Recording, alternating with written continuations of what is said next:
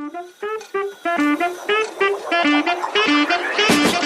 आज हम स्टार्ट करने वाले हैं न्यूमेरिकल्स है आपके इलेक्ट्रिक फ्लक्स पे। कुछ बेसिक न्यूमेरिकल्स हम स्टार्टिंग यहाँ पर कर रहे हैं। क्वेश्चन आप देख सकते हैं कि find the electric flux to the surface of area 20 units in y z plane. जहां आपके पास इलेक्ट्रिक फील्ड का एक वेक्टर गिवन है 10 आई कैप 2 जे कैप प्लस का 3 के कैप। तो अगर आपको फ्लक्स कैलकुलेट करना है तो सोल्यूशन ये है कि अगर फ्लक्स निकालना है तो फ्लक्स का जो फॉर्मूला है वो आपके पास में है ई डॉट ए, पता ही है कि इलेक्ट्रिक फील्ड और एरिया का यहाँ डॉट प्रोडक्ट है। और एरिया जो है वो आपके पास में 20 यूनिट्स यहाँ पर गिवन है, लेकिन वो है कहाँ पर, वाई जेड में। तो हमें सबसे पहले एरिया का वेक्टर बनाना पड़ेगा। अगर कोई भी ऑब्जेक्ट जो है, मतलब सॉरी कोई प्लेन जो है वो वाई जेड में यहाँ पर रखा हुआ है, मतलब ये वाई है और ये आपका क्या है, जेड। तो वाई जेड में रखा हुआ प्लेन जो है वो फेस किसे करता है, एक्स को। और एरिया का वेक्टर यहाँ पर कैसे लिखा जाता है, उसमें दो चीजें होती हैं, एक उसका मैग्नीट्यूड, दूसरा उसका डायरेक्शन। तो मैग्नीट्यूड आपको दे रखा है पहले से 20 और वाई जेड में रखा है, तो फिर देखता किसको है, एक्स को। तो यहाँ लगा दिया आई कैप, मतलब प्लेन के परपेंडिकुलर। तो एरिया का वेक्टर आपका प्लेन के परपेंडिकुलर होता है, तो मैग्नीट्यूड 20 और डायरेक्शन आपके पास आई कैप। तो यहाँ पर फ्लक्स में वैल्यू रख देते हैं। तो फ्लक्स का जो फॉर्मूला है वो इलेक्ट्रिक फील्ड का वेक्टर लिखते हैं 10 आई कैप प्लस का 2 जे कैप प्लस का 3 के कैप, और डॉट यहाँ पर आपने किया है 20 आई कैप से, तो ये लिखा आपने 20 आई कैप। अब हमने यहाँ पर डॉट प्रोडक्ट करना आपको आता होगा कि आई डॉट आई जो है वो यहाँ पर कितना है, तो मैं लिख देता हूँ आई डॉट आई हो या जे डॉट जे या के डॉट के, ये तो सब 1 होते हैं। और बाकी इनके अलावा कुछ और भी हो जाए, आई जे कुछ अलग अलग से आ जाए, आई के या फिर जे के, ये सब जो है वो 0 होते हैं। तो आप चेक करो, आई डॉट आई 1 आ जाएगा, तो इसके आगे लिखा है 10 और 20, तो ये हो गया आपका 200, और आई डॉट आई हो गया 1, और आपका यहाँ पर जे डॉट आई हो जाएगा 0, और आपका के डॉट आई भी कितना है, 0। तो what is the flux through this sheet, आपके पास में ऐसे स्क्वायर प्लेट से निकलने वाली जो है, मतलब इस तरीके के एरिया से निकलने वाला फ्लक्स की वैल्यू आपकी यहाँ पर कितनी होगी, 200। नेक्स्ट न्यूमेरिकल आप देख सकते हैं, find the total electric flux through cylinder. आपको सिलेंडर से टोटल फ्लक्स कैलकुलेट करना है।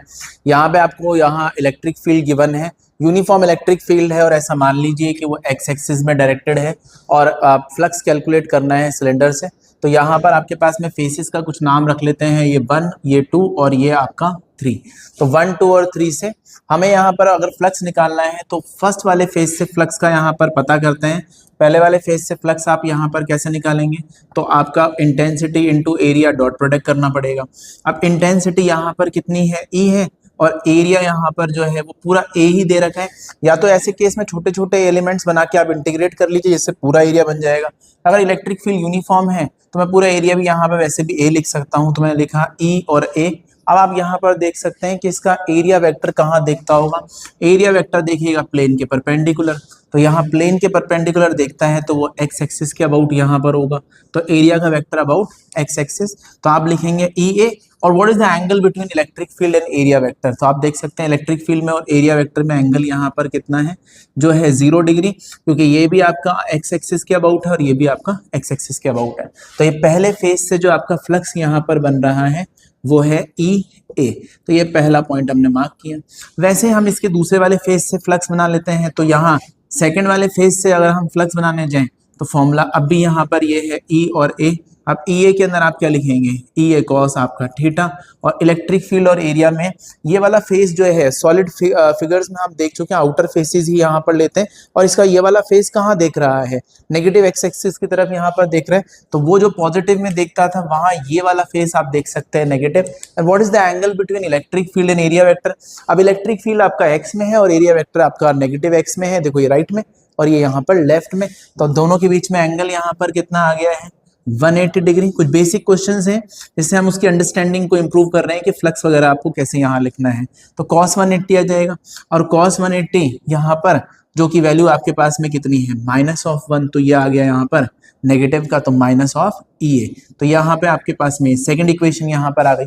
अब ये बाकी जो सरफेस बच रहा है तीसरा वाला, ये ऐसा कर्व सरफेस, और आप इसको देख सकते हैं जो ये वाला सरफेस है, इस केस में अगर आप देखो तो ये वाला टॉप ऊपर वाला हिस्सा कहाँ देख रहा है, ऐसे ऊपर की तरफ देख रहा है। और इलेक्ट्रिक फील्ड जो है वो यहाँ पर कहाँ है, ऐसे सामने की तरफ। दोनों में एंगल देखो कितना है, इसमें और इसमें 90 डिग्री का। और अगर मैं इस फेस को कहीं पर भी घुमा दूं तो आप चेक करना इस पूरे फेस में और यहाँ पर इलेक्ट्रिक फील्ड में आप चेक करें, हर बार आपका एंगल यहाँ पर कितना बनने वाला है, 90 डिग्री। तो ऐसे सरफेस के लिए आपका एंगल 90, इसके लिए 0 और इस पीछे वाले फेस के लिए 180, क्योंकि इलेक्ट्रिक फील्ड को हमने एक ही डायरेक्शन में यहाँ मान रखा है।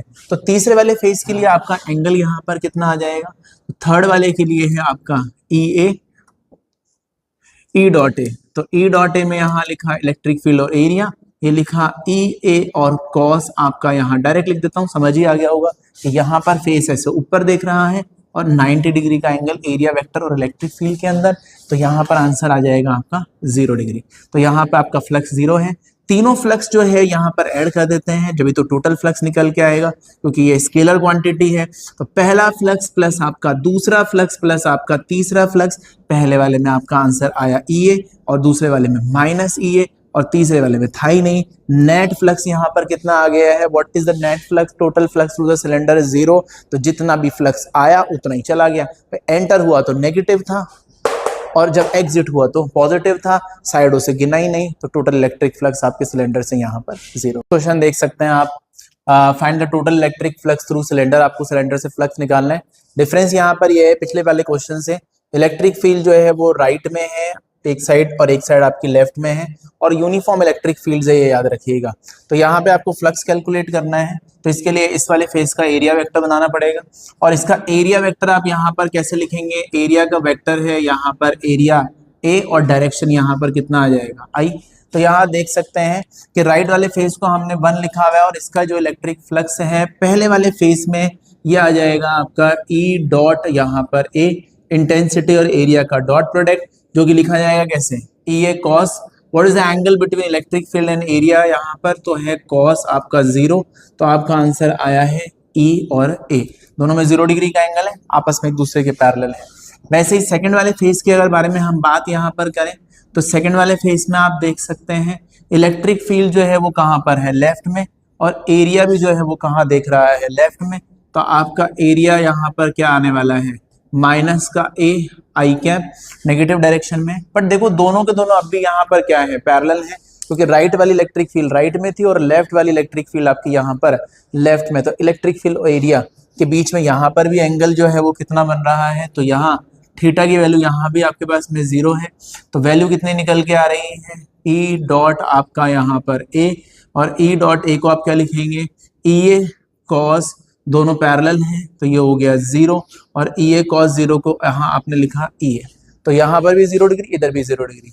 और थर्ड वाले फेस पे आप चेक करें, यहाँ पे आपका एंगल एरिया कहाँ देख रहा है, टॉप का ऐसे ऊपर की तरफ, इलेक्ट्रिक फील्ड कहाँ है, सामने, दोनों में एंगल यहाँ पर कितना है, 90 डिग्री।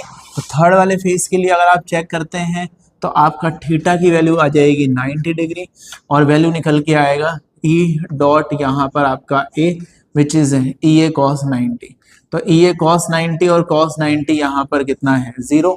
तो फ्लक्स आपका टोटल लिखने जा रहा हूँ, जो कि पहला वाला फ्लक्स, क्योंकि स्केलर क्वांटिटी हम ऐड कर सकते हैं, दूसरा और तीसरा, तो ये हुआ EA और प्लस ये वाला भी EA, और आखिरी में 0। आंसर आया है 2EA। क्वेश्चन देख सकते हैं, आपके पास में एक सिचुएशन दे रखी है, फंडामेंटल क्वेश्चन है, जहां आपको फाइंड करना है इलेक्ट्रिक फ्लक्स। 4 आपके पास में सिचुएशन है।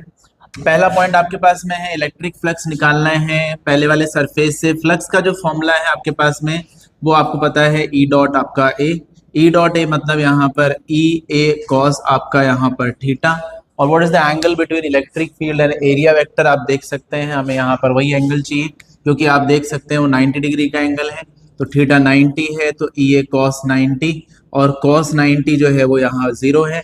तो आपका कोई फ्लक्स इस सरफेस से आने वाला नहीं है। दूसरी वाली सिचुएशन आप देख सकते हैं, आपको फ्लक्स निकालना है सेकंड वाले केस में, जिसमें फॉर्मूला वही आपका E dot A, E dot A के अंदर आपका EA cos थीटा, और theta is the angle between electric field and area vector. इस प्लेन का सरफेस देखो, प्लेन का जो यहाँ पर है, प्लेन कहाँ देख रहा है, ऊपर की तरफ, और इलेक्ट्रिक फील्ड भी यहाँ पर ऊपर है, तो दोनों के बीच में एंगल यहाँ पर कितना आ जाएगा, 0 डिग्री, और 0 डिग्री से वहां पे फ्लक्स आ जाएगा EA। तो cos 0 यहाँ पर 1 हो गया, और इलेक्ट्रिक फील्ड और एरिया एक दूसरे के वहां पर पैरेलल हैं, तो उनके बीच में यहाँ 0 डिग्री का एंगल है, दैट इज EA।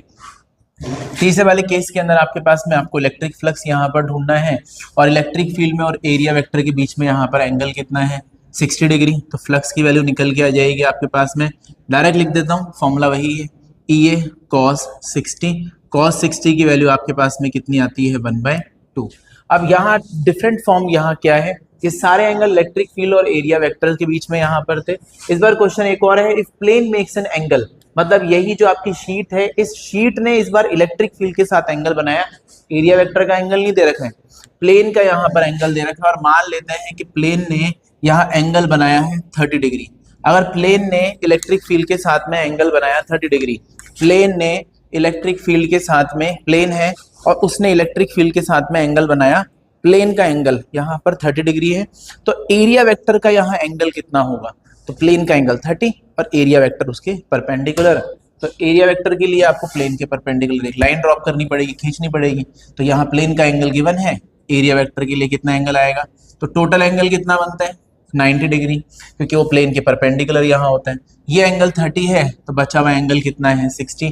तो मैं फ्लक्स यहाँ पर क्या है लिख देता हूँ, वो है EA cos, और थीटा यहाँ पर वो एंगल लेना है जो कि आपके इलेक्ट्रिक फील्ड में और एरिया वेक्टर में है, जो कि 60 डिग्री का एंगल है, which is EA cos 60। cos 60 कितना आ जाएगा 1/2।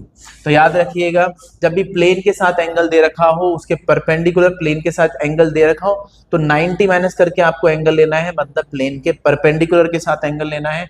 आंसर आएगा EA cos, आपका यहाँ पर इलेक्ट्रिक फील्ड और एरिया वेक्टर के बीच का एंगल 60, EA cos 60।